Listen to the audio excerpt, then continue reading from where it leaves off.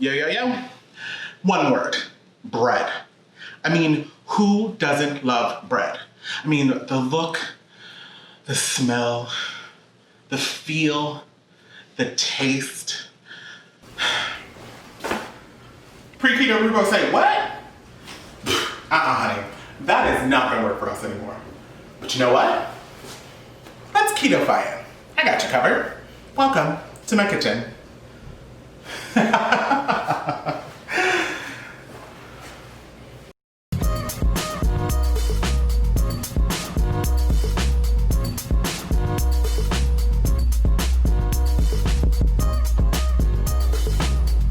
Right, so it turns out that with just a few tweaks and some substitutes, this is keto-fied and still just as good. Trust me. So keto bread pudding, here we go. All right, so if you haven't already, I have a keto bread recipe. You're gonna wanna go ahead and make that ahead of time and let that sit out in a bowl for about a day. Now for the recipe, we're gonna preheat our oven to 350 degrees. And we're also gonna grease our casserole dish or a 13x9 baking dish. Alrighty, so I have our bread here, and what you can do is you can just cut this up into cubes, but what I like to do because I like the texture is I go ahead and put it in a food processor and process it into crumbs first.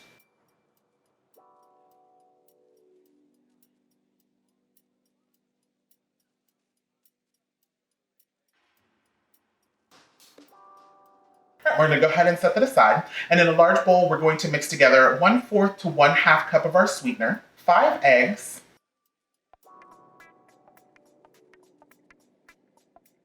2 cups of heavy cream,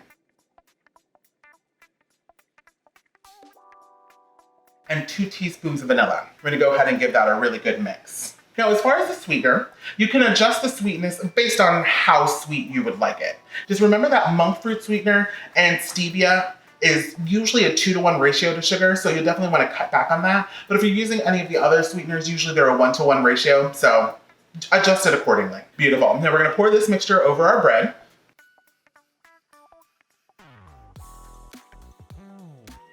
We're gonna go ahead and give that a really good mix.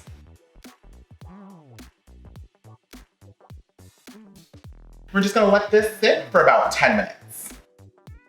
In another bowl, we're going to crumble together a cup of a brown sugar substitute, 1/4 cup of softened butter, and if you would like, some chopped pecans, but that's optional. All right, we're gonna give that a really good mix till it's all crumbly. Beautiful. Now, our bread is done, so we're gonna pour this into our prepared pan.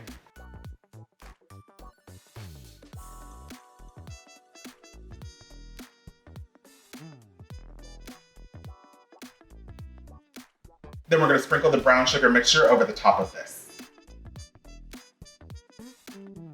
Perfect. All right, and so this goes into our 350-degree oven for about 35 to 45 minutes, or until it's set. All right, now while that's baking, we're gonna go ahead and make the sauce. Now, in a saucepan, we're going to mix together 1/4 cup of our sweetener. Remember, you can adjust that accordingly. 1/2 cup of melted butter, 1 egg, and 2 teaspoons of vanilla extract. We're gonna put this over medium heat and we're gonna stir that until the softener is nice and melted. Now you just wanna watch this because you don't want it to get too hot to cook the eggs. Perfect. Now, at this point, if you want, you can add some kind of alcoholic flavor just to give it some zing, but that's optional. Beautiful. And our keto bread pudding is out and we're gonna pour the sauce over it.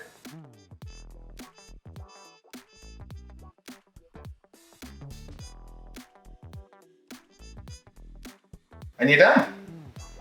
You can serve this warm or cold, and you have keto bread pudding deliciousness on a plate.